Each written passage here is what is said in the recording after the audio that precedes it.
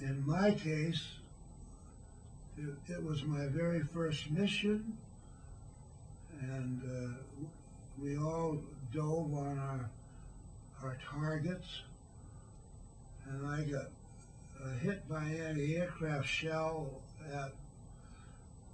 during my dive. I was probably at 7,000 or 8,000 feet when I was hit, and the plane caught a fire immediately and burned my legs.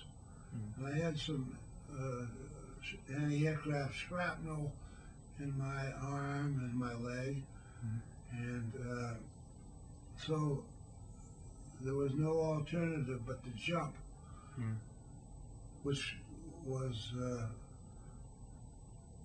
fortuitously right above the Japanese airstrip that we were bombing. Right. And I yelled at my rear seat man that we had to jump, but I didn't get any answer from him. And whether he was struck by anti-aircraft, I don't know. But at any rate, he didn't jump. And I jumped, and I saw the tail of the airplane passing by my line of vision, seemingly very close. But at any rate, I was out in the sky and tumbling toward the Japanese airstrip, cursing my luck, mostly, as I went down. I couldn't understand how I could possibly have such bad luck, because anti-aircraft is sort of hapstance. It'd be one thing to be shot down by a fighter. You could say, well, if I zigged instead of zagged, I might have got away. But to be hit by anti-aircraft, which is the luck of the draw, I guess, it was just beyond my comprehension. And I was coming down on this Jap strip, and they were shooting at the airplanes that were attacking them, and I thought they were going to shoot me down, but I was able to drift slightly off the strip, and I landed in my chute caught in a large tree, and I came down not too hard on the ground because of the chute being caught on the tree. Anyway, as soon as I landed, I was scared to death. I wanted to get out of there as fast as I could, and because I was certain they were going to be searching for me, because it was so close to the airstrip. Right. Yeah. But anyway, they didn't catch me, and I was able to get away and hide. I decided that it would be better to lie still than to be walking around and wait till dusk or night, which is exactly what I did. I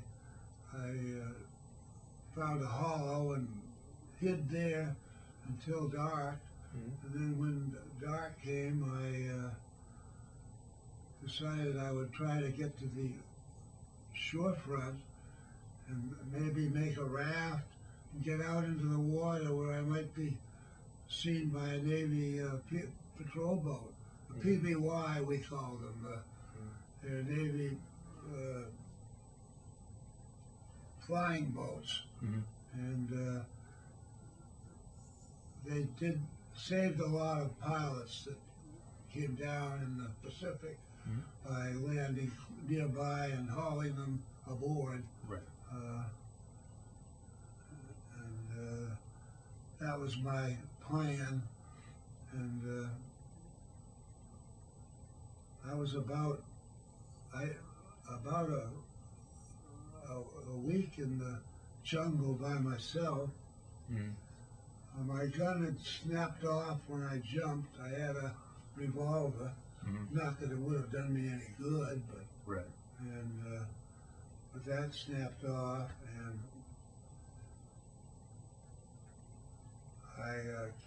upon a Japanese battalion one night.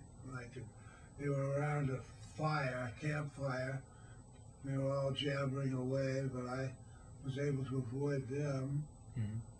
I came upon a native woman bathing her child in the river, but we had heard that they weren't friendly, so I avoided her. I think I tried hello on her, but it didn't seem to work too well. Yeah. I think that was the door. So you were, so you saw the native woman. Oh yeah, and I tried hello on her, but she turned around and cupped her mouth and yelled to somebody, and I decided that I wouldn't stay around. Right. Yeah. So were you? So you were injured still at this point, right? You still had the burns. Yeah. And Yeah, I was not in the greatest shape, and I had nothing to eat. Couldn't find anything to eat. I did find a native garden, and there were some roots growing that I don't know what they were, but I pulled them up, washed them off, and they were terrible. They were bitter and bad tasting, and so I didn't eat those. So I had really nothing to eat for a week, but I had plenty of water. I was following a river in the hopes that it would take me to the ocean. And I guess about the 6th day or the 7th day, I got lazy because of my weakened condition and was following a path.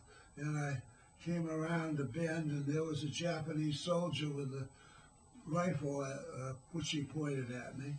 oh, And since I didn't have a gun, there wasn't much I could do except surrender, right. which I did. And then he brought me a little ways where there were several other Japanese, and they were all jabbering away, and they were very excited to catch me, of course.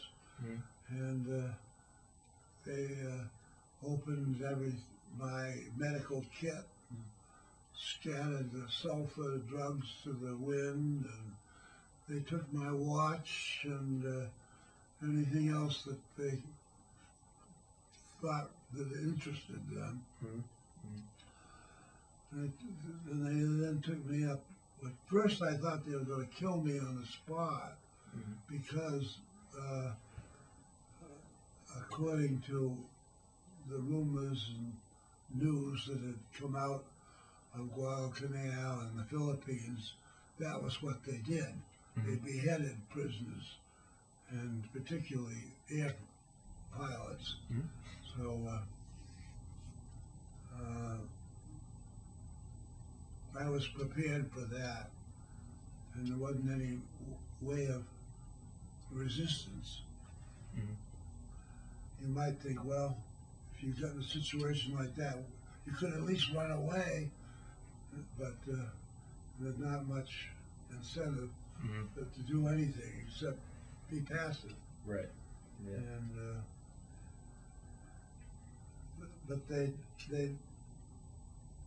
eventually they had a radio there when they called somebody, and eventually a beat-up car came,